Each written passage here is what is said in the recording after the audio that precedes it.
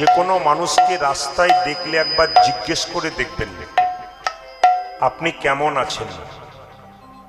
প্রত্যেকে কিন্তু আপনাকে একটা করে সমস্যার কথা বলবে। কেউ বলবে ছেলে অসুস্থ, কেউ বলবে মেয়ে অসুস্থ, কেউ বলবে বাড়িতে অশান্তি, কিছু না কিছু লেগে আছে।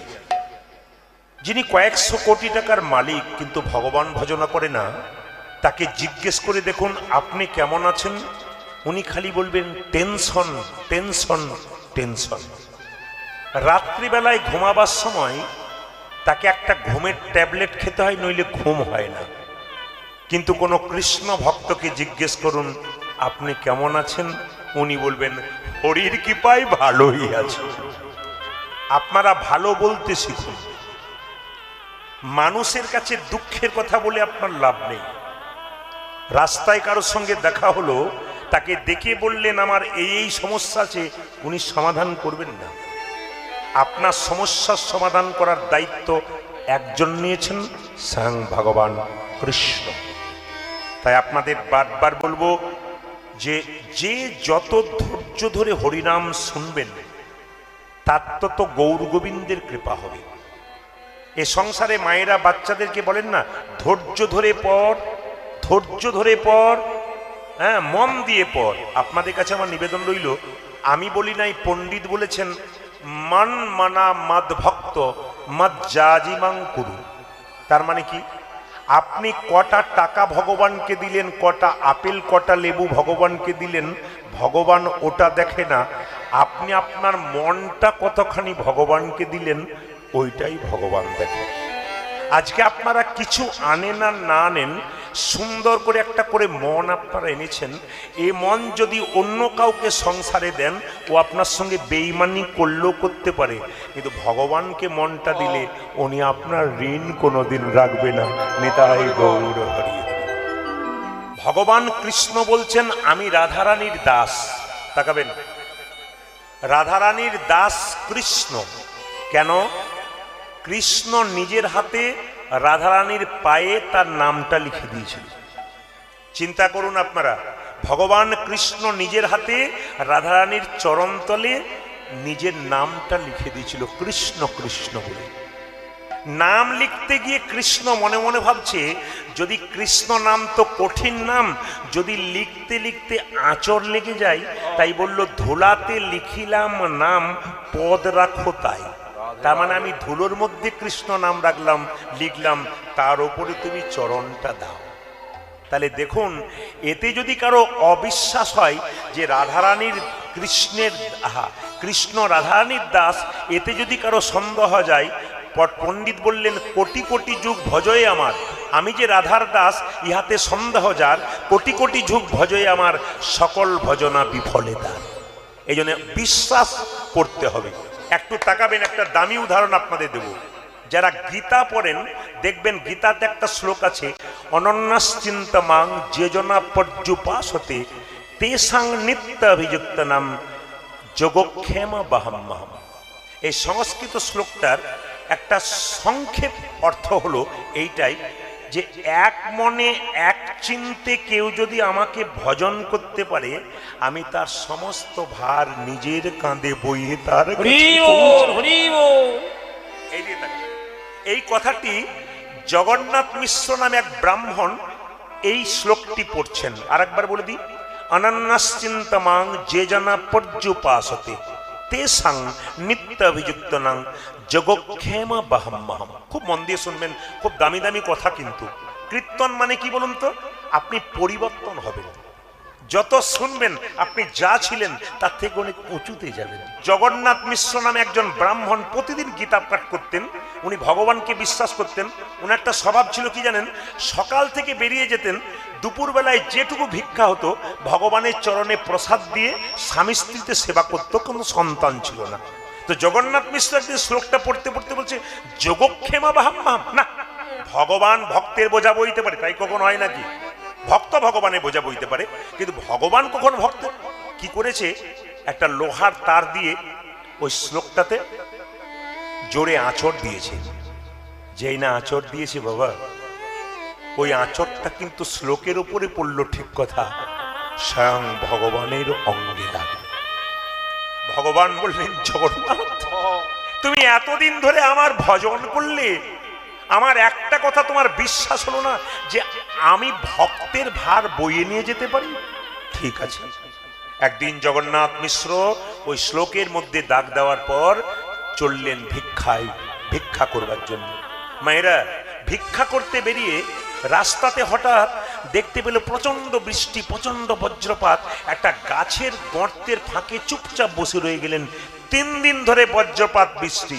তাকাবেন, স্বামী জগন্নাথ মিশ্র চিন্তা করছে স্ত্রীর কথা, আর স্ত্রী ঘরে বসে চিন্তা করছে স্বামীর কথা। কি চিন্তা করছে? স্ত্রী চিন্তা করছে, আমার স্বামী 3 দিন ধরে কোথায় রইল গো? তখন তার ফোনের ব্যাপার ছিল না, কোথায় রইল, চিন্তায় একবারে জড়গ্রস্ত হয়ে গেছে। আর স্বামী চিন্তা করছে, 3 দিন ধরে আমার স্ত্রী খায় নাই, অনাহারে আছে, কি জানি কেমন আছে।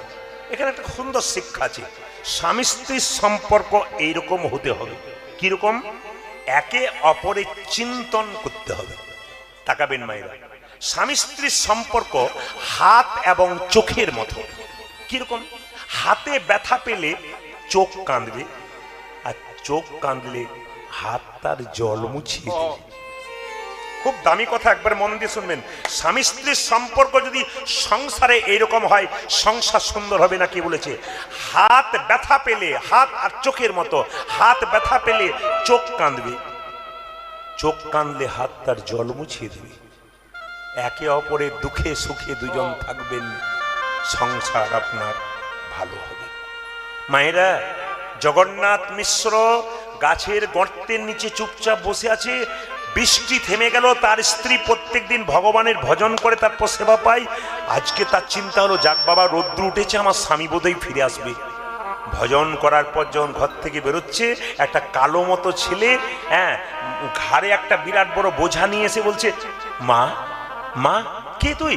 আমি যে মা হতে পারি নাই, তুই আমার মা বলে ডাকলি? হ্যাঁ হ্যাঁ, আমি ওই তোমার স্বামী জগন্নাথ মিশ্র।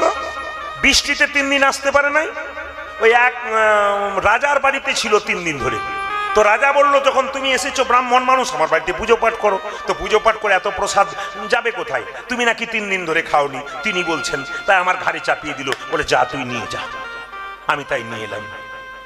এখন দেখুন, যে মা হতে পারে নাই তাকে যদি কেউ মা বলে, তার যে ভেতরটা কেমন হয়, যে মা হতে পারে নাই সে ছাড়া কেউ বুঝতে পারবে না। যে মা হয়েছে সে বুঝবেন না, যে হয় নাই সে বুঝবে। বলছে, বাবা আমি একা খাবো না, তোকে পর্যন্ত খাওয়াবো। বলছে, মা আমি স্নান না করে খাই না। এখনই স্নান কর, এইটুকু বাচ্চা, আমি তোকে স্নান করিয়ে দেবো। যে না স্নান করার জন্য জামাটা খুলেছে, অমনি পিঠের মধ্যে দেখলো একটা বিরাট বড় কালো দাগ। কি রে, তোর পিঠে কালো দাগ কোথা থেকে এলো? জানো, তোমার স্বামী জগন্নাথ মিশ্র আমায় মেরেছে। আমি নাকি এত বড় বোঝা তোমার কাছে আনতে পারবো না, ভক্তের কাছে, ওই জন্য আমাকে মেরেছে। লোহার কাঠি দিয়ে আমাকে আঁচড় দিয়ে দিয়েছে। দেখো আমার পিঠে কত যন্ত্রণা। স্ত্রী মনে মনে ভাবছে, আমার স্বামীটা তো পছন্দ নয়। আচ্ছা একবার বাড়ি ফির, তারপর দেখাচ্ছি মজা। আয় আয়, তোকে আগে সেবা দিই। স্ত্রী নিজের হাতে সেবা দিচ্ছে কালো ছেলেটাকে।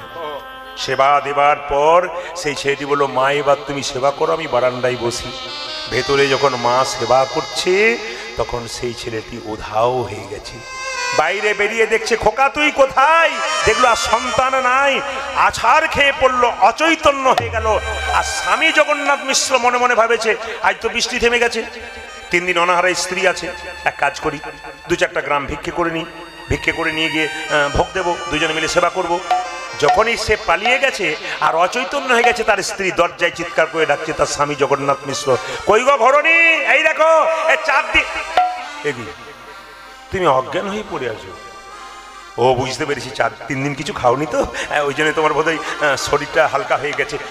কি বলছো তুমি? এই তো কিছু না, একটা কালো বালক এসেছিল, একবারে কালো কুচকুচে, কি সুন্দর দেখতে গো, কৃষ্ণ ঠাকুরের মতো। আবার সে এক বোঝা প্রসাদ নিয়ে এসেছিল, তুমি নাকি রাজার বাড়িতে পুজো করেছো, সে খেলো, আমি খেলাম, আমি নিজের হাতে। আবার তুমি এত পছন্দ, তুমি তাকে মেরেছো, সে বোঝা বইতে পারে না বলে। সেই বালক কই? আর নাই, আছাড় খেয়ে পড়ল জগন্নাথ মিশ্র। প্রভু, যোগক্ষেম অবহাম কথাটা লেখা আছে, ওই লেখার উপর আমার বিশ্বাস হয় না, আঁচড় দিয়েছিলাম, তুমি প্রমাণ দিয়ে গেলে ভক্তির দ্বারে। যে সত্যি ভগবান ভক্তের বোঝা বইতে পারে। মায়েরা, আজকে ব্যাংকে 10,000 টাকা জমা দিন, 10 বছর পরে ওটা ডবল হবে। আজকে কাউকে খারাপ গালি দিন অন্যায় করে, ওটা 10 বছর করে আপনি ডবল পরে ফিরে পাবেন। এখন নিমাইকে হারালো কেন সচিমাতা? কি এমন অপরাধ করেছিল? একটু তাকাবেন। সবাই জানেন ত্রেতা যুগে রামচন্দ্র 14 বছরের জন্য বনবাসে গিয়েছিল। জোরে বলবেন, কার জন্য গিয়েছিল? জোরে বলুন। বিমাতা কৈকেয়ীর জন্য গিয়েছিল। এই যে তাকাবেন মায়েরা, বিমাতা কৈকেয়ীর জন্য গেল কোথায়? বনবাসে। যখন বনবাসে যাচ্ছে রামচন্দ্র, তখন কৌশল্যা মা রামচন্দ্রের মুখে এক বাটি দুধ তুলে দিয়েছিল। আর কৈকেয়ী কি করেছিল? দুধের বাটিটা মুখ থেকে তুলে নিচে ফেলে দিয়েছিল। তখন সঙ্গে সঙ্গে ভগবান বলল, মা তুমি এখানে অন্যায় করলে, এই যে দুধের বাটি তুমি আমার মুখ থেকে কেড়ে নিলে, আমি তোমার গর্ভে একদিন জন্ম নেব, কিন্তু তোমার স্তনদুগ্ধ পান করব না। কোথায় বলুন তো? পরে কোথায় হলো না, কৈকেয়ী হলো দৈবকী, তার গর্ভে জন্ম নিল, কিন্তু তার স্তনদুগ্ধ পান করলো না। এখন প্রশ্ন করবেন, তাহলে দৈবকীর গর্ভে কৃষ্ণ জন্ম নিল, মানে রামকৃষ্ণ রূপে জন্ম নিল, কিন্তু মায়ের দুগ্ধ পান করলো না, দুগ্ধটা কোথায় গেল? মায়েরা দেখবেন, কোনো মেয়ের যখন বাচ্চা হয়, বাচ্চাটা মরে যায়, তো মায়ের স্তনদুগ্ধ দেখবেন আপনা আপনি ঝরে পড়ে। কিংবা কোনো মেয়ের বাচ্চাকে কেউ যদি কেড়ে নিয়ে চলে যায়, তাহলে দেখবেন মায়ের দুগ্ধ আপনা আপনি ঝরে পড়ে। তো দৈবকী মা কৃষ্ণকে জিজ্ঞেস করছে, বা রামচন্দ্র জিজ্ঞেস করছে কৈকেয়ী রামচন্দ্রকে জিজ্ঞেস করছে, তুই আমার স্তনদুগ্ধ পান করবি না? আমার দুগ্ধ যখন ঝরে ঝরে পড়বে তখন কি হবে? বলছে, মা আমি যখন কৃষ্ণরূপে জন্ম নেব, তুমি যখন দৈবকী হবে, তোমার দুগ্ধ যে মাটিতে ঝরে পড়বে, সেই মাটি থেকে চিঁড়ের মালসা ভোগ মাটি তৈরি হবে। মানে চিঁড়ের মালসা যেটা তৈরি করেন, সেই মাটিটা ওইখান থেকে পাওয়া গেছে। দেখুন তত্ত্বগুলো কেমন আছে। মায়েরা, কাঁদালে কাঁদিতে হয়, এ কথাটা মিথ্যে নয়। যে যেমন কর্ম করে তার সেরকম ফল হয়। তাকাবেন আমার দিকে। আর কি বললাম দেখুন, ইনি হচ্ছেন ইন্দ্রদুম্ন রাজার স্ত্রী গুন্ডিচা। পরের জন্মে 18টি সন্তানের জন্ম দিল। ধরুন বেরোবো, হ্যাঁ না 18টি সন্তানের জন্ম দিল। দেখবেন উড়িষ্যাতে 18 নালা রূপে পরিচিত হয়ে আছে। কেন? 18টি সন্তান এক রাত্রিতে মারা গেল।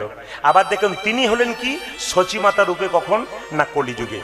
আর রামচন্দ্র কি হলো? গৌর রূপে জন্ম নিল। তাকাবেন মায়েরা, কিন্তু মহাপ্রভু জন্ম নিল ঠিক কথা, কিন্তু বড় কষ্টের ব্যাপার। কিরকম? 8টি কন্যা জন্ম নেবার পর 8টা কন্যাই মারা গেল। তারপর দেখবেন একটা ছেলে জন্ম নিল, তার নাম কি? বিশ্বরূপ। সে 16 বছর বয়সে সন্ন্যাস নিয়ে চলে গেল। আর সেই সন্ন্যাস নিয়েছে বলে বাবা জগন্নাথ মিশ্র নিমাইয়ের জন্মে কিছুদিন পরে মারা গেল। কেন? ছেলের দুঃখে। নিমাইকে নিয়ে বেশ আনন্দে কাটছিল, ভাবছিল যে নিমাই তুই আমার মুখে আগুন দিবি, আর তুই বিয়ে করেছিস বিষ্ণুপ্রিয়াকে, তোর সঙ্গে বিষ্ণুপ্রিয়ার বিয়ে দেবো, মা মনে মনে ভাবছিল। লক্ষ্য করুন, কিন্তু মায়ের মুখে আগুন না দিয়ে মায়ের বুকে আগুন দিয়ে চলে গেল। মায়েরা, যে যেমন কর্ম করবেন তার সেরকম ফল হবে। একটা দামি কথা আপনাদের বলে দিই, একটা স্বামীর আয়ু তার স্ত্রীর জন্য কমে যদি স্ত্রী 3টে নিয়ম পালন করে। 3টে কাজ যদি কোনো স্ত্রী করে, তবে তার স্বামীর আয়ু কিন্তু কমে যায়। বলবো না, বাদ দিয়ে দেবো, না বলাটাই ভালো, পর 1 বছর এসে ভুলে যাবে। বাবারে কি আগ্রহ করে শুনছে। আর যারা দাদা ভাইরা বসে তবে বলুন বলুন, একবার দেখতে পেলেই বলবো তুমি কি করছো।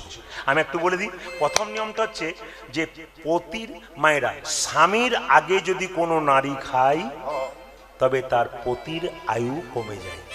না বাড়িতে থাকাকালীন, স্বামী আছে বাইরে, আপনি এখানে আছেন, আপনি আগে খেতে পারেন, হতেই পারে। তবু অনেক মেয়েরা আছে দেখবেন, কিছু মনে করবেন না, স্বামী আছে বোম্বেতে, এখানে স্ত্রী দেখবেন আগে জিজ্ঞেস করে, তুমি খেয়েছো গো? বলে হ্যাঁ খেয়েছি। আচ্ছা ঠিক আছে, কোনো অসুবিধা, তারপর খাই। কিন্তু এরা পতিব্রতা নারী। আবার দেখবেন অনেকে দেখবেন আছে কিরকম, স্বামী বোম্বেতে আছে, হাড় খাটুনি খাটছে, সারাদিন পরিশ্রম করছে স্ত্রীকে ভালো রাখার জন্য, আমরা এসি রুমে ঘুমাচ্ছে, আর স্বামী ফোন করে বলছে খেয়েছো? চুপ করো, খালি খেয়েছে, তোমার কি হলো দুপুরবেলায় ফোন? মায়েরা, স্বামী যখন ফোন করলো, এত কষ্ট করে রোজগার করে এসিতে শুয়ে দিয়েছে, তখন চুপ করো, ফোন করছো কেন? আর কিছুক্ষণ পরে আবার একটা ফোন বেজে উঠেছে, কি ডিজাইন। তার মানে বুঝতে পেরেছেন কি বাটানি ফোন, তার মানে বুঝতে পেরেছেন অন্য লোকের ফোন এসছে। মানে কি বলুন তো, একজনের খাচ্ছে আর একজনের সঙ্গে, আর বলার দরকার নেই, কথা বলছি, কিছু মনে করবেন না। এরকম যদি হয় তাহলে আয়ু, জোরে বলুন, স্বামীর আয়ু কমে যাবে। 2 নম্বরটা কি? স্বামীর নাম নিতে নাই, স্বামীর নাম ধরে ডাকতে নাই, স্বামীর নাম ধরে ডাকতে নাই। আপনাদের এখানে তো নাম ধরে না, এটা আমি জানি, কিন্তু আমাদের দিকে কোনো মেয়ে তার স্বামীকে শ্বশুর মশাই বসে, শাশুড়িমা বসে আছে, আর কি বলে, এই তাপস, ডিজাইনের ডাকছে, যেন ঠাকুমার নাতিকে ডাকছে। হ্যাঁ, শ্বশুর মশাই শ্বশুরে বসে আছে আর এই তাপস বলে ডাকছে। আমাদের আগেকার যুগে নিয়ম ছিল, আমার কাকিমাকে দেখেছি, আমার কাকিমা আমার কাকুর নাম একরকম ছিল, তো কাকিমাকে একটা মেয়ে জিজ্ঞেস করছে তোমার স্বামীর নাম কি গো? ওই যে সেই পক্স হয় না, পক্স পক্স মানে বসন্ত আর কি, মানে বলছে না, বলছে ওই যে পক্স হয় না, পক্স। আবার একদিন জিজ্ঞেস করছে আরেকজন মেয়েকে, হ্যাঁ গো তোমার স্বামীর নাম কি? তো আগেকার মায়েরা বলছে ওই যে ডাল তৈরি করলাম, সবজি তৈরি করলাম, আর রিমির বাবাকে একটু ভেজে দিলাম, মানে পটল পটল পটল মানে পটল ভেজে দিলাম, রিমির বাবার নাম করলো আর কি, রিমির বাবার ভাজা করে দিলাম। মানে তবু বলছে না যে আমার স্বামীর নাম পটল, বলছে রিমির বাবাকে একটু ভেজে দিলাম। মানে মানে আগেকার যুগে কিন্তু বলতো, তাহলে স্বামীর নাম করতে নাই। হরে কৃষ্ণ মায়েরা। আর 3 নম্বর কি বলুন তো, পিঠে চুল কাট। বাবারি, মেয়েদের চুল কাটতে নাই। যদি কোনো নারী, আমি বলি নাই, পরিষ্কার কথা, শাস্ত্র বলছে।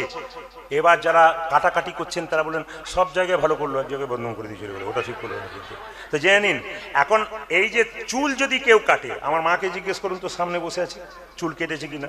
আর অনেক মায়ের আছে, জিজ্ঞেস করুন চুল। এখন দেখবেন চুল কাটছে কিরকম, U cut, bob cut, V cut, C cut, গোষ্ঠীর পিন্ডি কাট, মানে কত রকমের কাট চলছে। তারপর শেষে আবার নেড়া কাট হয়ে যাবে আর কি। তো কিছু মনে করবেন না, আচ্ছা আচ্ছা ঠিক আছে আপনারা কাটুন, কিন্তু শাস্ত্র বলছে, আমি ওটা বললাম যে চুল যদি কেউ ছোট করে মানে একটুও যদি কাটে, তাহলে কিন্তু স্বামীকে অপমান করা হয়, স্বামীর আয়ু কমে যায়। যদি আপনার পতিব্রতা সত্যি হন, তাহলে এই কথাগুলো রাখবার চেষ্টা করবেন, নিশ্চয় আপনাদের মঙ্গল হবে। আমি বলে গেলাম, আপনারা করবেন কি না করবেন আপনাদের ব্যাপার। আমি আগে বলেছি, এই কীর্তনটার মধ্যে আজকে ছোট ছোট শিক্ষা পাবেন, এগুলো জীবনে লাগাতে পারবে, আপনাদের জীবন সুন্দর হয়ে যাবে। একবারে মন দিয়ে শুনবেন, খুব ছোট ছোট শিক্ষা আছে আজকে, খুব সুন্দর শিক্ষা। এই যে আপনার শ্রাবণ মাসে জল দিচ্ছেন শিবকে, এর মধ্যে কি কি উপকার হয় আমি আজকে সমস্ত বর্ণন করে দিয়ে চলে যাবো আপনাদের সঙ্গে। সব তত্ত্বগুলো আপনাদেরকে পেয়ে যাবেন, ঝুলন পূর্ণিমা পেয়ে যাবেন, প্রত্যেকটা জিনিস পাবেন আজকে এই লীলাটার মাধ্যমে। সবাই লক্ষ্য করুন। একদিন বিষ্ণুপ্রিয়া নিমাই দুজনে শয়ন করে আছে। নিমাই বলছে, প্রিয়া তুমি বাপের বাড়ি চলে যাও। আচ্ছা মায়েরা, আপনাকে আপনার স্বামী যদি বলে বাপের বাড়ি যাও, আপনি কি ভাববেন? আমার বাবা বাড়ি যাও। কিন্তু বিষ্ণুপ্রিয়া বলে উঠলো কি জানেন, স্বামী এটা কি বাপের বাড়ি নয়, এটা তো আমার বাপের বাড়ি। বলছে না, এটা তো আমার শ্বশুর বাড়ি। বলছে না গো, এটা তোমার বাপের বাড়ি, আমার তো বাপের বাড়ি। বারবার বিষ্ণুপ্রিয়া বলছে।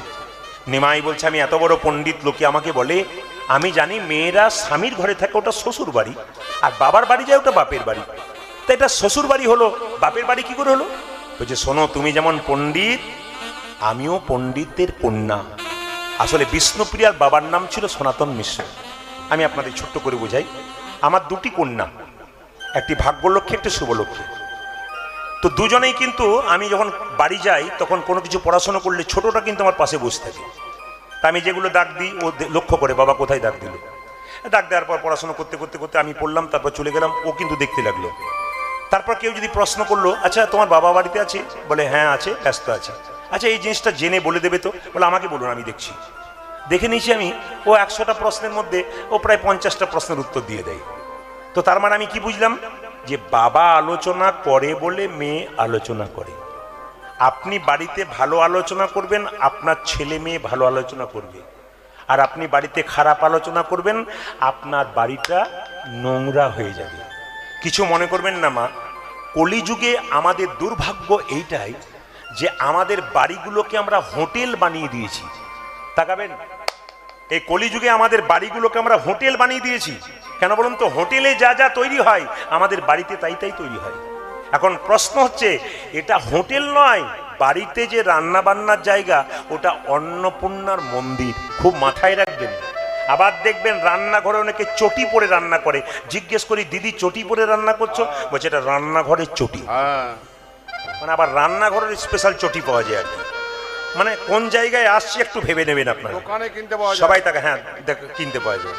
মায়েরা সবাই লক্ষ্য করুন, এখন হচ্ছে কি, এইদিকে এটাকে আমরা হোটেল বানিয়ে দিয়েছি বাড়িটাকে। কিন্তু লক্ষ্য করুন, আগেকার মানুষ ইশারাই বুঝবেন, বাড়িতে খেত আর বাইরে যেত। ইশারাই বললাম, বুঝে নেবেন, বাড়িতে খেত আর বাইরে যেত। এখনকার মানুষ রেস্টুরেন্টে খায় আর বাড়িতে যায়। কি বলছেন? হ্যাঁ না না বলুন। মানে বাড়িতে রেখে যাই। আচ্ছা, কোন জায়গায় পৌঁছালাম আপনারা কোন জায়গায় পৌঁছালেন, আমরা কোন জায়গায় পৌঁছালাম? আমি আপনাদের বলতে চাই, শুদ্ধ ভক্তি লাভ করতে গেলে মায়েরা বাড়িতে আপনাদেরকে একটা নিবেদন করে দিয়ে যাই, প্রসাদ ভোজি হতে হবে। প্রশ্ন করবেন আপনি কীর্তন করুন, ঠিক আছে, প্রসাদ ভোজি হতে বলবেন না, না না। যারা যারা প্রসাদ ভোজি হতে পারেন নাই তাদেরকে আমি সারা জীবন হতে বলবো না। যারা যারা ইচ্ছা নেই, যারা মাছ মাংস ডিম খান, তাদের জন্য বলে রাখি অন্তত সপ্তাহে 1-2 দিন প্রসাদ ভোজি হন। কিরকম? বৃহস্পতিবার যে হিন্দুর বাড়িতে নিরামিষ হয় না, ওটা হিন্দুর বাড়ি বলে কোনো পরিচয় দেওয়া উচিত হয় না। যেদিন বৃহস্পতিবার দিন রান্না করবেন, সেদিন বাড়িতে কি করবেন মায়েরা? নতুন হাঁড়ি কড়া কিনে রাখবেন, একটু অন্ন তৈরি করবেন। কি অন্ন? সেদ্ধ চাল নয়, আতপ চাল সেদ্ধ করে ভগবানের চরণে প্রসাদ দিয়ে দেবেন। ওই প্রসাদটা সবাইকে থালায় থালায় একটা তুলসী পত্র দিয়ে দেবেন। সেদিন একটা প্রসাদ পাওয়া হয়ে গেল। বৃহস্পতিবার তো আমিষ খান না, একটা নিরামিষ রান্না হয়ে গেল। কেউ যদি জিজ্ঞেস করে তুমি প্রসাদ পাও, বলে হ্যাঁ হ্যাঁ আমি সপ্তাহে 1 দিন পাই। তাহলে প্রতি বৃহস্পতিবার যদি আমরা বাড়ি বাড়ি অন্তত প্রসাদ পাই, মায়েরা একদিন হোটেলে যাচ্ছেন সপ্তাহে, 1 দিন বাড়িতে মন্দিরে প্রসাদ পান। 1 দিন হোটেলে যাচ্ছেন, 1 দিন মন্দিরে গিয়ে ভগবানকে প্রণাম করুন। দেখুন আপনার মানে অ্যাডজাস্টটা ঠিক করুন। বুক, আচ্ছা এই পকেটে আপনি মোবাইল রেখেছেন, এই পকেটে গীতা রাখুন, তবে তো আপনার সামঞ্জস্য ঠিক হবে। সবচাইতে দুঃখের ব্যাপার কি বলুন তো, আপনারা বাড়িতে মন্দির তৈরি করেছেন, বাইরে মন্দির তৈরি করেছেন, সেই মন্দিরে যখন পূজা করতে যাচ্ছেন দীপ জ্বালাচ্ছেন আর গোছা গোছা ধূপ জ্বালাচ্ছেন, কিন্তু মাথায় রাখতে হবে ভগবান যে দেহ মন্দিরটা দিল, এখানে কি দিলেন? আমাদের তৈরি ওই মন্দির, ওতে ইট আছে, চুন আছে, সিমেন্ট আছে, পাথর আছে, সব আছে, তা দিয়ে আমরা মন্দির তৈরি করলাম। ওখানে ভগবানকে প্রদীপ দিলাম, গোছা গোছা ধূপ দিলাম। আর আমরা এই মন্দিরটা যে ভগবান দিল, একে কি দিলাম? অনেকেই বান্ডিল বান্ডিল বিড়ি দিয়ে দিল, কিন্তু অন্য কিছু করতে পারলো না। সবচাইতে লজ্জার ব্যাপার আমাদের এইটাই। তাই আমি বলবো, আগে আপনাদের দেহ মন্দিরটা সুন্দর করুন। রামকৃষ্ণদেব স্ত্রী সারদা মা বলেছে, অপরের দোষ ধরবার আগে নিজের দোষগুলোকে ঠিক করে নাও, সবাইকে তুমি নির্দোষী দেখবে। আর যদি নিজেই দোষী থাকো, তাহলে যদি কেউ দোষ করে না, তাকেও তুমি দোষী দেখতে শুরু করবে। আগে ভালো হতে হবে মায়েরা। তাই সঙ্গে সঙ্গে বিষ্ণুপ্রিয়া বলল, এটাই আমার বাপের বাড়ি, তুমি আমার বাবা, তুমি আমার ছেলে, তুমি আমার ভাই, তুমি আমার বন্ধু। চুপ করো, অনেক বলেছো তুমি। আমি তোমার বাবা কি করে হলাম? আমি তোমার ভাই কি করে হলাম? আমি তোমার ছেলে কি করে হলাম? বলছে, আমার বাবার কাছ থেকে আমি শুনেছি তুমি আমার বাবা কি করে হলে জানো? অন্নদানে পিতা সম, রতি দানে পতি।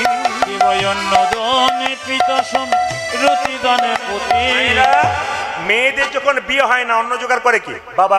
আর যখন বিয়ে হয়ে যায়, অন্ন জোগাড় করে কে? স্বামী। স্বামীকে অন্নদাতা পিতা। সবাই লক্ষ্য করুন মায়েরা, নিমাই যখন সন্ন্যাস নিয়ে চলে গেছে, যদি বলুন রাধা রানী কি, শ্যাম সুন্দর কি, মদন মোহন কি, হরিবাসর কি, সাধুগুরু বৈষ্ণব কি। এখন লক্ষ্য করুন, নিমাই যখন সন্ন্যাস নিয়ে চলে গেল, তখন সচিমাতা মনে মনে ভাবলো, নিমাই আমি বড় আশা করেছিলাম তুই আমার মুখে আগুন দিবি, আমি তোর মা, আমি শান্তি পাবো, কিন্তু তুই আমার বুকে আগুন দিয়ে চলে গেলি। মায়েরা, এই যে আপনারা বলেন না মুখাগ্নি, 100% ভুল। যদি বলেন হ্যাঁ রে মারা গেল মুখাগ্নি করেছিস, 100% ভুল। শাস্ত্র বলছে মুখাগ্নি নয়, কি? অগ্নির মুখে অর্পণ। কথাটা কিন্তু অগ্নির মুখে অর্পণ, মুখাগ্নি নয়। কাল থেকে যারা জিজ্ঞেস করবে, আপনি মুখাগ্নি বলবেন না, কি বলবেন? অগ্নির মুখে অর্পণ। এটা শাস্ত্রের কথা। মুখাগ্নিটা আমাদের নিজেদের বানানো কথা। শাস্ত্রের কথা হচ্ছে অগ্নির মুখে অর্পণ করা। রাত্রিবেলায় মহাপ্রভু বিছানা থেকে নামলেন, নেমে কি করলেন দেখুন, সোনার মালাটাকে খুলে দিলেন, পায়ের নুপুরগুলোকে খুলে দিলেন, চুপচাপ ঘর থেকে বেরিয়ে গেলেন। তাকাবেন আমার দিকে, কি কি ফেললো জোরে বলুন? সোনার মালা আর কি? পায়ের নুপুর, দুটো জিনিস ফেলে দিল। আমি আপনাদের বলতে চাই, যা পড়লে আমাদের অহংকার হয় তা আপনি পড়বেন না। আপনি সোনার মালা পরুন, তার ফাঁকে একটা তুলসীর মালা পরুন। এই দিয়ে দেখাবেন, সোনার মালা পরুন, তার ফাঁকে তুলসীর মালা পরুন, যেন অহংকার না হয়। কেন? আমরা ভগবানকে একটা সোনার পদক দিয়ে বলি ভগবানকে সোনা দিলাম। মায়েরা, যিনি পৃথিবী গোটা সোনার মালিক, তাকে বলি তোমাকে আমি সোনা দিলাম। তুমি কি দেবে? তুমি তো তার দাস। যদি দাস হয়ে কেউ ভজন করতে পারে, আমাকে জিজ্ঞেস করতে পারেন, প্রদীপ বাবু কাঙ্গাল হয়ে ভগবানকে ভজন করতে পারছেন, বলছেন এটা কিরকম? কাঙ্গাল মানে বুঝতে পারলাম না। দেখুন, যদি কোটি টাকার মালিক, তাকে জিজ্ঞেস করা হয় তুমি কেমন কাঙ্গাল? আমার টাকা থাকতে পারে, কিন্তু ভগবানের জন্য আমি কাঙ্গাল। এই দিয়ে দেখাবেন।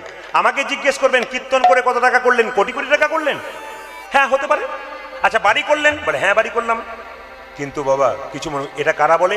আমার মতো মূর্খ যারা বলে। বিষয় কি? বিষয় হচ্ছে ভগবান কৃষ্ণ, আর আশ্রয় কি? শ্রীমতী রাধা রানী।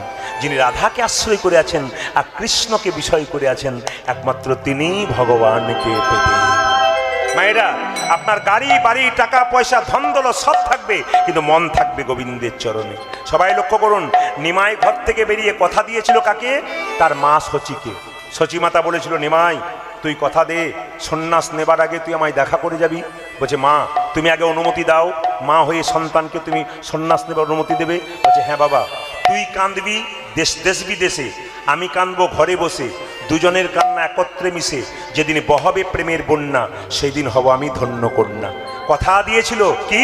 ওরে নিমাই তুই কাঁদবি দেশ বিদেশে কৃষ্ণ কৃষ্ণ বলে, আমি কাঁদবো ঘরে বসে, দুজনের কান্না একত্রে মিশে যেদিন বহবে প্রেমের বন্যা, সেই দিন আমি হব ধন্য কন্যা। যা নিমাই, তোকে অনুমতি দিলাম। কিন্তু মায়েরা কথা দিয়েছিল, যেদিন তুই যাবি আমাকে বলে যাবি। নিত্যানন্দ বলল, মা এ তুমি কি করছো? তুমি জানো না তোমার ছেলে কি জন্য ঘর থেকে বেরিয়েছে?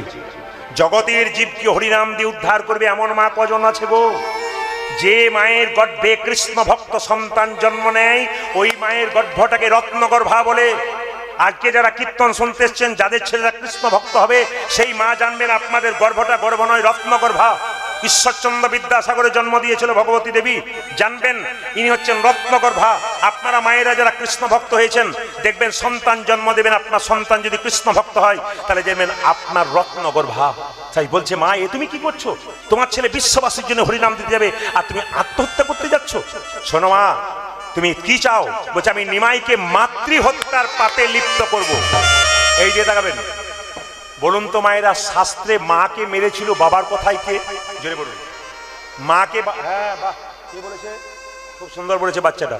পরশুরাম কিন্তু বাবার কথায় তার মাকে কুড়াল দিয়ে মেরেছিল, কুঠার দিয়ে।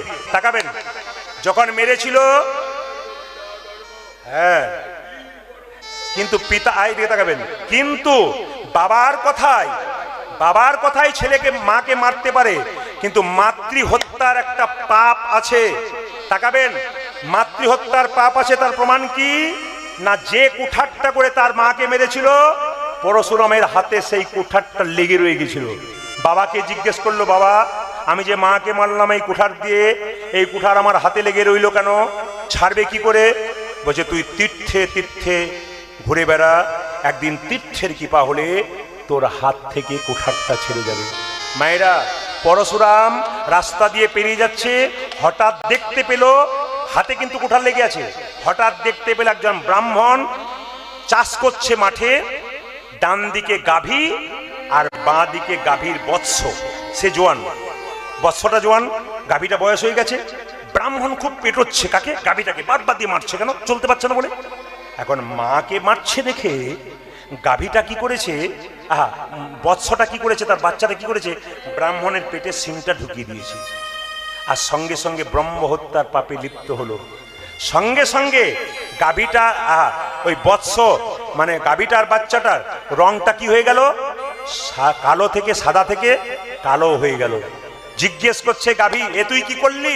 তুই ব্রহ্ম হত্যার পাপে লিপ্ত হলি। যা, তুই ব্রহ্ম নদী চলে যা, ওখানে স্নান কর, দেখবি তুই ব্রহ্ম হত্যার পাপ থেকে মুক্তি পাবি। মায়েরা, সেই পথ দিয়ে যাচ্ছিল কে? পরশুরাম। দেখতে পেল গাভীর বৎসটা যেই না স্নান করেছে ব্রহ্ম নদে, অমনি কালো রং হয়ে গেছিল সাদা রং থেকে। হঠাৎ স্নান করার পর আবার সাদা রং ফিরে পেল। সেই ব্রহ্ম নদে স্নান করলো কে? না পরশুরাম। আর তার হাত থেকে কুঠারটা ছেড়ে পড়ে গেল। আমি আপনাদের বারবার বলবো, দুটো কথা বলে যাব। কোনো ছেলে তার মাকে কটু কথা বলবে না, কোনো ছেলে তার বাবাকে কটু কথা বলবে না।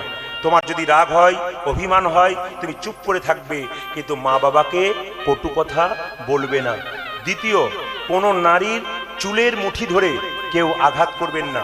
যারা দাদা ভাইরা কীর্তন শুনছেন, যদি কোনো পুরুষ তার স্ত্রী বা কোনো নারীর চুলের মুঠি ধরে আঘাত করে, তবে এখানে আসলে জানিয়ে যায় আপনাদেরকে, আপনি যে পুরুষ এই কাজ করবে সেই পুরুষ একবারে সর্বশান্ত হয়ে যাবে, ধ্বংস হয়ে যাবে। তার প্রমাণ কি? সীতার চুলের মুঠি ধরেছিল কে? রাবণ। ধ্বংস হয়ে গিয়েছিল মা। এইদিকে দৈবকীর চুলের মুঠি ধরেছিল কে? কংস মহারাজ। ধ্বংস হয়ে গেছিল। দুর্যোধন চুলের মুঠি ধরেছিল কার? একবারে দ্রৌপদীর। ধ্বংস হয়ে গিয়েছিল। শাস্ত্র প্রমাণ দিচ্ছে। তাই আমি আপনাদের বলবো, কোনো রাগ হবে, অভিমান হবে, স্ত্রীকে বলবেন কথায় কথায়, স্বামীকে বলবেন কথায় কথায়, কিন্তু কোনো স্ত্রী, কোনো পরনারীর চুলের মুঠি ধরে কোনো পুরুষ যদি বারবার আঘাত করে, পরিষ্কার জেনে নিন সেই পুরুষ একবারে ধ্বংসের পথে যাবে। আমি বলি নাই, শাস্ত্র কিন্তু পরিষ্কার করে বর্ণন করে দিয়েছে। এই কীর্তন শুনতে শুনতে আপনারা অনেক কিছু তত্ত্ব শুনতে পাবেন। আজকে আপনাদের জানিয়ে যাই, এই মাসটা কি মাস চলছে? সবাই মাথায় কাপড়টা নিন ধীরে। এই মাসটা কি মাস চলছে? ভাদ্র মাস নাকি? আমার জানা ছিল না, ভাগ্যিস আপনারা এসেছিলেন, নাহলে বুঝতে পারতেন। আচ্ছা মায়েরা, এই মাসটা কি মাস? শ্রাবণ মাস। আচ্ছা, এই মাসটাতে আপনারা কটা সোমবার পেয়েছেন? 4টে সোমবার পাবেন। 4টে সোমবার, একটা 6 নাকি, একটা 13, একটা 20 আর একটা 27। এই 4টে সোমবার আপনারা পাচ্ছেন। আপনাদের বলে যাই, এই সোমবার একটা রহস্য আপনাদের বলে যাই। এই সোমবার দিন কিন্তু বাবা ভোলাকে আপনারা জল ঢালবেন, কিন্তু শিবলিঙ্গ বাড়িতে দুটো রাখার নিয়ম নয়। শিবলিঙ্গ একটাই রাখবেন। শিবলিঙ্গের আকার কতটা হবে তাকাবেন। মন্দিরে বড় হতে পারে, কিন্তু আপনার বাড়িতে যে শিবলিঙ্গ রাখবেন তার আকার হবে, উচ্চতা হবে এতটা, একটু কম বেশি হতে পারে, এক মুষ্টি। খুব মাথায় রাখবেন, তাকান আমার দিকে, এতটা হবে। এইবার শিবলিঙ্গে যখন জল ঢালবেন, শুধু শিবলিঙ্গ রাখবেন না, আপনি কাকে রাখবেন? শিবের একজন পরম প্রিয়, কে বলুন তো? গরুটার নাম কি? কি নাম? নন্দী নাকি? ওকে রাখবেন। আর কাকে রাখবেন? না, গণেশকে রাখবেন, আর কার্তিককে রাখবেন, আর পার্বতী মাকে রাখবেন, তাদের ছবি রাখবেন। যখন জল দেবেন তখন মাথায় রাখবেন, যে শিবলিঙ্গে জলটা আপনি দেবেন, সেই শিবলিঙ্গে জলটা দেওয়ার সময় যে জলটা নিচে পড়বে ওটা কিন্তু একটা থালা হবে। কিসের থালা হবে? কাঁসার থালা হবে, অথবা সেই থালাটা হতে পারে কি আপনার ওই পাথরের থালা হতে পারে। এটা কিন্তু মাথায় রাখবেন জল যখন দেবেন। এবার শিবলিঙ্গ পুজো করলে বা শ্রাবণ মাসে শিবের তত্ত্ব কথা শুনলে কি লাভ হয়, একটি প্রমাণ আপনাদের দিয়ে দেবো। আজ আপনারা নতুন করে শুনে যান, ইউটিউবের মাধ্যমে প্রচুর শুনেছেন, আজকে একটা নতুন প্রমাণ দিয়ে দিই আপনাদেরকে। বলছে সমুদ্র তীরবর্তী এলাকায় একটা জায়গা ছিল, জায়গাটার নাম দাসকল। জোরে বলুন, কি বললাম? দাসকল। সেখানে একজন ব্রাহ্মণ বাস করতেন, তার নাম হচ্ছে বিন্দুক। নামটা কি বললাম? জোরে বলুন, বিন্দুক। মনে মনে রাখবেন, কি বললাম? বিন্দুক। আর তার স্ত্রীর নাম কি ছিল? চঞ্চুলা। স্বামী স্ত্রীতে দিব্যি দিন কাটছিল, কিন্তু স্বামী কি করলো, কিছুদিন পরে অসৎ সঙ্গে মিশে বেশ্যালয়ে যেতে শুরু করলো। নতুন বিয়ে করেছে মেয়েটাকে। আচ্ছা, কোনো স্বামী নতুন বিবাহের পর তার স্ত্রী প্রত্যেকদিন অপেক্ষা করে থাকে স্বামীর জন্য, কখন আসবে, তাকে সেবা দেব, খাওয়াবো, যত্ন করবো, এরকম থাকে, ইচ্ছা থাকে মায়েদের। স্বামী বিবাহের পর স্ত্রীর প্রতি যদি কর্তব্য না করতে পারে, তাহলে সেই পুরুষকে বিবাহ করা উচিত নয়। শাস্ত্র পরিষ্কার করে বলেছে, যদি কোনো পুরুষ রোজগার করতে না পারে, যদি কোনো পুরুষ ভরণ পোষণ করতে না পারে বিবাহের পর তার স্ত্রীকে, তাহলে সেই স্বামী বিবাহ করার কোনো অধিকার নেই। কারণ আপনি যাকে নিয়ে আসবেন সে তো অবলা, তাকে কিন্তু ভরণ পোষণ করার দায়িত্ব আপনার আছে, আপনাকে করতে হবে। কিন্তু সেই ব্রাহ্মণ, বিন্দুক ব্রাহ্মণ কি করলো না, প্রত্যেকদিন বেশ্যালয়ে যায়। এখন বেশ্যালয়ে যায়, রাত্রিতে ফিরে আসে, তার স্ত্রী ঘুমিয়ে যায়। কিছু মনে করবেন না মায়েরা, কামনা বাসনা প্রত্যেকটি নারী পুরুষের মধ্যেই আছে। সেই স্ত্রী প্রত্যেকদিন অপেক্ষা করে তাকে স্বামী সুখ লাভ করার জন্য, কিন্তু স্বামী সেই সুখ দিতে পারে না। হঠাৎ করে দেখলো স্বামী যখন বেশ্যাবৃত্তি করে বেড়ায়, তখন স্ত্রীর মনে কিন্তু পরপুরুষের চিন্তা হতে লাগলো। আর পরপুরুষের চিন্তা করতে করতে কিছুদিন পরে কোনো কোনো পুরুষের সঙ্গে সম্পর্ক করে বাড়িতে গিয়ে পুরুষের সঙ্গে মিলন করতে লাগলো, বাইরের পুরুষের সঙ্গে। এখন লক্ষ্য করুন মায়েরা, এর জন্য দায়ী কে বলুন তো? নারী খারাপ হবার মূলে অনেকটা দায়ী কিন্তু কে বলুন? স্বামী। স্বামী তাকে ঠিকঠাক আগলে রাখতে পারে না, তাই নারী উল্টো পাল্টা পথে চলে যায়। এই ব্রাহ্মণ তার প্রমাণ দিয়ে দিল। তাকান, যখন এই ব্রাহ্মণ বেশ্যাবৃত্তি করতে লাগলো, তার স্ত্রী তখন পরপুরুষের সঙ্গ করতে লাগলো। একদিন একটা পরপুরুষ তার স্ত্রীর বাড়িতে ঢুকে গেছে, আর যেই না বলেছে কে, পরপুরুষটা দৌড়ে পালিয়ে গেছে। আর তার স্ত্রী ক্ষমা চেয়ে বলছে, তুমি কিছু মনে করো না, আমি অপরাধ করে ফেলেছি। কি ভেবেছো তুমি? বারবার করে তাকে নানা রকম খারাপ খারাপ কথা বললো। শেষে বললো, শোনো, একটা সিদ্ধান্তে আসি, আমি বেশ্যালয়ে যাব। তুমি বেশ্যালয়ে যাও বলে তো আমার এই অবস্থা হয়েছে। বলছে, আমি বেশ্যালয়ে যাব, তুমি যা করছো করো, কিন্তু যে পুরুষের সঙ্গে সঙ্গ করবে তুমি কিন্তু তার কাছ থেকে টাকা নেবে, টাকার মাধ্যমে তুমি দেহ বিক্রি করবে, সংসার দিব্যি চলবে, কোনো অসুবিধা নেই, আমি বেশ্যাবৃত্তি যাবো। এই সিদ্ধান্তে যখন এলো মায়েরা, হঠাৎ সেই বিন্দুক ব্রাহ্মণ একদিন মারা গেল। মায়েরা, কোন পুরুষ যদি নিজ স্ত্রীকে ত্যাগ করে, নিজ স্ত্রীকে কষ্ট করে যদি বেশ্যাবৃত্তি করে, যদি অন্যায় কাজ করে, পরিষ্কার করে জেনে নিন তাকে পিশাচ জন্ম নিতে হয়, তাকে নরকে যেতে হয়। এবং নরকে গিয়ে তাকে কিরকম শাস্তি দেওয়া হয় না, গরম লোহার ডান্ডার মধ্যে তাকে জড়িয়ে রাখা হয় এবং তারপর তাকে পিশাচ জনিতে জন্ম হয়। এই বিন্দুক ব্রাহ্মণের পিশাচ জনিত জন্ম হলো, সে বিন্ধ্যাচল পর্বতে গিয়ে রইল পিশাচ রূপে। আপনারা বলবেন পিশাচ কাকে বলে? ভূত এবং পেতনির নিচে যেটা হয় আরো নিচু, সেটা হচ্ছে পিশাচ জনি। সেই পিশাচ জনিতে অন্যায় করার জন্য জন্ম নিল। তার স্ত্রী একদিন এরকম খারাপ কাজ করতে করতে তার বয়স হয়ে গেল, কোনো পুরুষ তার কাছে আসে না। একদিন সে আফসোস করতে করতে মনে মনে ভাবলো, আমি তো সারা জীবন অন্যায় করলাম, আমার স্বামী অন্যায় করলো, তা পাপ করলে নাকি শুনেছি তীর্থে গেলে পাপের খণ্ডন হয়। তীর্থে তীর্থে বেড়াতে বেড়াতে হঠাৎ দেখতে পেল একটা গঙ্গার তীরে একজন ব্রাহ্মণ পাঠ করছে শিব পুরাণের কথা। আর শিব পুরাণের পাঠ করতে করতে যখন বলছে যে কোনো নারী বা কোনো পুরুষ যদি কোনো পরপুরুষ বা পরনারীর প্রতি কোনো স্ত্রী বা তার স্বামী যদি আকৃষ্ট হয়, তবে তাকে পিশাচ জনিতে জন্ম নিতে হয়। সঙ্গে সঙ্গে সেই মেয়েটি আছাড় খেয়ে বলল, কে বলুন তো মেয়েটির নাম কি বললাম, যেটা বলুন মেয়েটির নাম কি বলেছিলাম? হ্যাঁ, এরকম কি বলছে মেয়েটির নাম কি বললাম? স্বামীর নাম বিন্দুক বললাম, আর মেয়েটির নাম চঞ্চুলা, নাকি বলছেন? এই চঞ্চুলা আছাড় খেয়ে বলল, ব্রাহ্মণ আমি বড় অন্যায় করে ফেলেছি, এক কাজ করো, আমি যেন পিশাচ জনিতে আর জন্ম না নিতে পারি তার ব্যবস্থা করো। বলে, না, তুমি যে অন্যায় করেছো, অন্যায় করে শাস্তি তোমাকে পেতে হবে। বলে, রোগ যদি হয়, রোগের যেমন কোনো ওষুধ আছে, সেরকম পাপ যদি কেউ করে, সেই পাপ খণ্ডনের বিধান আছে, তুমি আমায় বিধান দাও। বলছে, এই শ্রাবণ মাস চলছে, এই শ্রাবণ মাসে যদি তুমি শিব পুরাণ থেকে শিবের কথা শুনতে পারো, শিব হলো পবিত্র, শিব হলো পবিত্র, তাই শিবের কথা যে আজকে শুনছেন মায়েরা, আপনাদের যত পাপ আছে, ছোট ছোট পাপ, সব পাপ কিন্তু খণ্ডন হবে যত শিবের কথা শুনবেন। এই শ্রাবণ মাসে যত শিবলিঙ্গে জল দেবেন। বারবার ওই মেয়েটিকে বোঝালো। এখন মেয়েটি যখন হঠাৎ একদিন মারা গেল, সেই চঞ্চুলা মারা যাওয়ার পর সবাই লক্ষ্য করুন, তার কিন্তু আর নরকগামী হলো না। কেন? শিব পুরাণ পড়েছে, শিবের কথা জেনেছে, শ্রাবণ মাসে সোমবার সোমবার জল ঢেলেছে, উপবাস করেছে, তা একটা ফল তো আছে। কোথায় গেল মায়েরা? শিবলোকে গেল। শিবলোকে গিয়ে দুর্গা দেবী পার্বতী জিজ্ঞেস করছে, এই যে চঞ্চুলা, তুমি কেন এরকম করে চুপ করে বসতে, কি হয়েছে? বলছে, আমার একটি মাত্র অশান্তি। বলে, কি? আমি তো পিশাচ জনি থেকে মুক্তি পেলাম শিব পুরাণ পড়ে, শিবের কথা শুনে। আমার স্বামী হলো, সে যতই অন্যায় করুক, তবু তো স্বামী বটে, সে তো পিশাচ জনি ভোগ করছে, তার জন্য আমি চিন্তা করছি তার কি অবস্থা হবে। বলে, শোনো, এক কাজ করো, নারায়ণের যেমন একজন নারায়ণ নারায়ণ গুণগান গাইতো, তার নাম কি? নারদ। ঠিক সেরকম শিবের গুণগান গাচ্ছ, তার নাম তম্বুর। নামটা কি বলুন তো? তম্বুর। বলছে, তম্বুরকে নিয়ে তুমি চলে যাও বিন্ধ্যাচল পর্বতে, তোমার স্বামী সেখানে পিশাচ হয়ে আছে, সেই তম্বুর সেখানে শিব কথা শোনাবে, আর তোমার স্বামী পিশাচ থেকে মুক্তি হয়ে যাবে। মায়েরা, তম্বুর সেখানে গেল, আর যাওয়ার সঙ্গে সঙ্গে ওই চঞ্চুলার সঙ্গে গিয়ে তার স্বামীকে উদ্ধার করে দিল। তাহলে শিবের কথা শুনলে কত লাভ হয়। তাই আমি আপনাদের বলবো, জোরে বলুন, শিব পুরাণ কি? বাবা মহাদেব কি? বাবা মহাদেব কি? আপনারা বাবা শিবলিঙ্গে কটা পাতা দেবেন? কটা পাতা দেবেন? পাতা যদি পান, আপনারা সবসময় বিজোড় দেবেন, সবচাইতে ভালো হয়। না না, যদি আপনার পাতা না থাকে, শুকনো ছেঁড়া পাতাও দিতে পারেন। বাবার এক নাম কি বলুন তো? আশুতোষ। আপনি যদি না পান, তাহলে কোনো পাতা কোথাও থেকে এনে গুঁড়ি করে বাড়িতে রাখতে পারেন, সেই গুঁড়ি পাতাগুলোকে, শুকনো পাতাগুলোকে আপনি দিতে পারেন। বাবা অল্পতে সন্তুষ্ট। যদি আপনার পাতা প্রচুর থাকে, তাহলে আপনি সবচাইতে ভালো হয় যদি 11টি পাতা আপনি দেন, কারণ বাবার আরেক নাম হচ্ছে রুদ্রদেব। যদি পারেন 11টা দেবেন, সবসময় বিজোর দেবেন, জোর দেবেন না কিন্তু। তাই সবার কাছে নিবেদন রইল, বাবা ভোলানাথ কি, বা শিব পুরাণ কি, রাধা রানী কি। যাদের ঘুম আসছে তাদের কি? না, ঘুম আসে না। হাওড়া জেলাতে 9, 10টা, 11টার সময় ঘুম আসে না, আমাদের ওইদিকে ঘুম আসে।